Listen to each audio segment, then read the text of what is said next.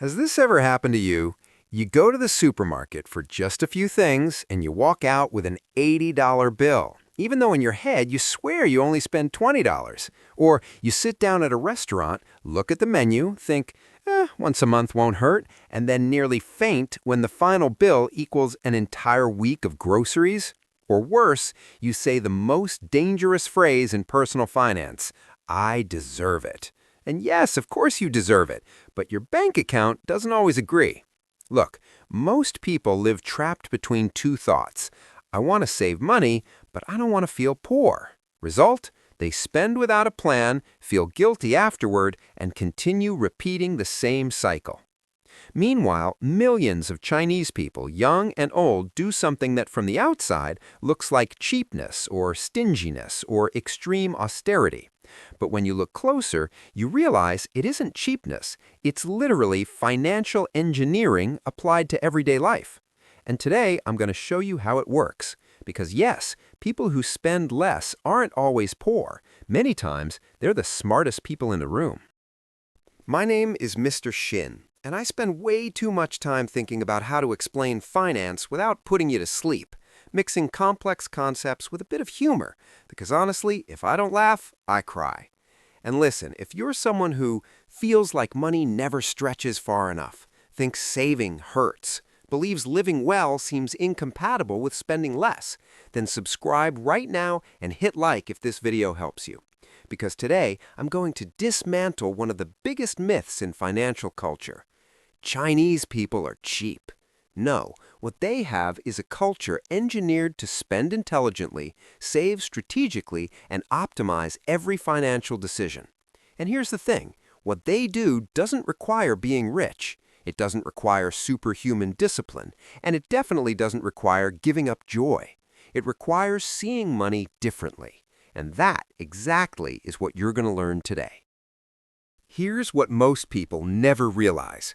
When you see a Chinese person compare prices for 10 minutes, it's not because they're cheap. It's because they're a natural financial engineer.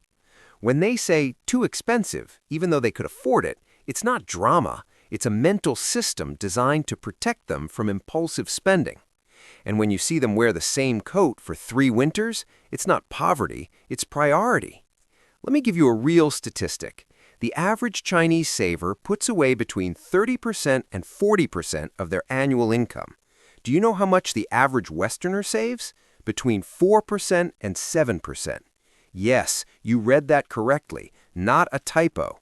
That means a Chinese young adult earning the same income as a Western young adult will accumulate 5 to 8 times more money in the same time frame.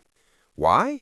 Because for them, saving is not optional. It's not if I have extra. It's not if I don't go out this weekend. Saving is part of identity, part of culture, part of the system. Let's be clear. In China, people don't think, I'm going to save so I can suffer. They think, I'm going to save so I can be free, and that's a massive difference.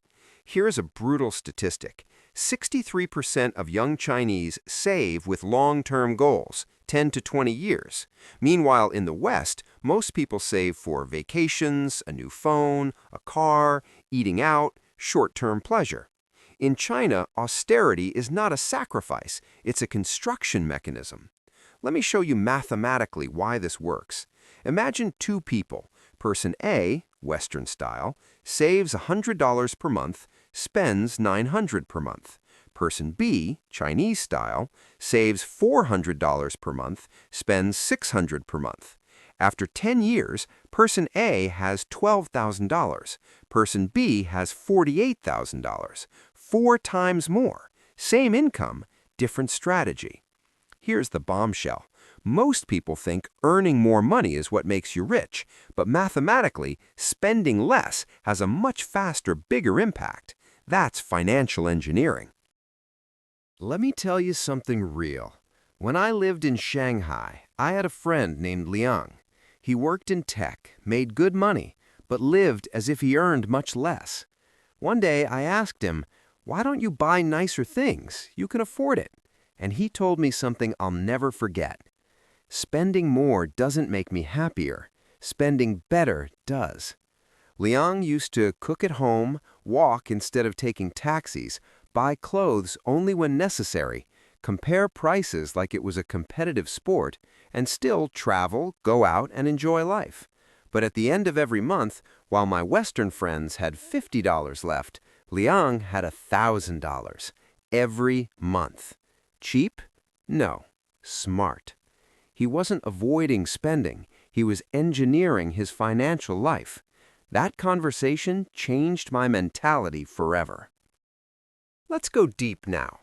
There are 3 psychological principles that make Chinese austerity so powerful. Principle number 1. Money is a tool, not a reward. In the West, people feel they must treat themselves. In China, money isn't a prize, it's a tool. They don't ask, I deserve it, right? They ask, what does this purchase do for my future? Principle number 2. Spending less isn't losing, it's gaining time. When you spend less, you work fewer years, you retire earlier, you gain more freedom, you lower stress, you make better decisions. They don't see saving as sacrifice, they see it as buying future freedom. Principle number 3. Control is more valuable than luxury. Here's the thing. Most people go into debt for appearances, but Chinese culture prioritizes financial control over immediate gratification. It means they don't buy everything they want, but they always buy what moves them closer to their goals. Let's address what you're probably thinking. Objection number 1. But Mr. Zin, that's living poorly. Now, living poorly is reaching the end of the month with nothing left. Living intentionally is living better, not worse. Objection number 2. But I want to enjoy life. Chinese people enjoy life, they just don't pay taxes to their ego. Objection number 3. Saving that much is impossible for me. You don't need to save 40%. You need to save intentionally, not perfectly. Austerity is not copying China, it's copying the mindset. Here comes the practical part. This is the simple yet extremely powerful system you can apply today. Step 1. Identify your invisible leaks. Daily coffee, snacks, unnecessary taxis, unused subscriptions. Most people can save $50 to $150 a month without feeling any loss in quality of life. Step 2. Set a minimum savings automation. Doesn't matter if it's $20 or $200, automate it.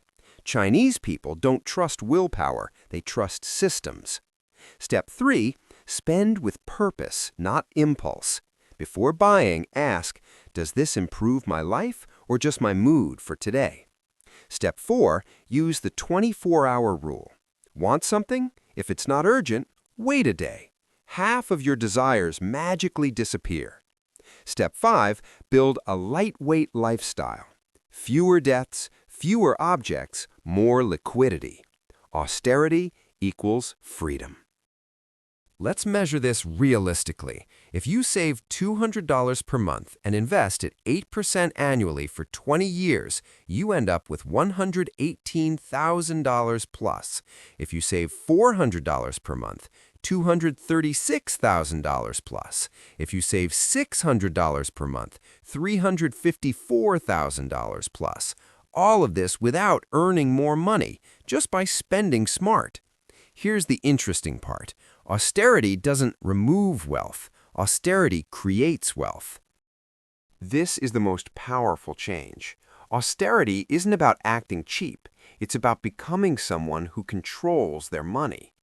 The difference between a poor person and a rich person isn't income, it's identity.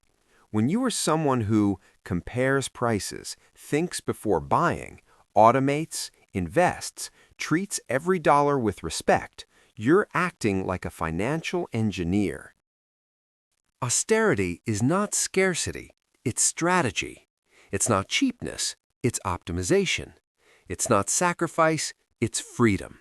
Start applying this philosophy and your financial life will transform forever. If this video made you think differently, subscribe, hit like, and share it with someone who spends more than they should. My name is Mr. Sin, and I'll see you in the next video, where we'll keep learning how to make your money work for you, and not the other way around.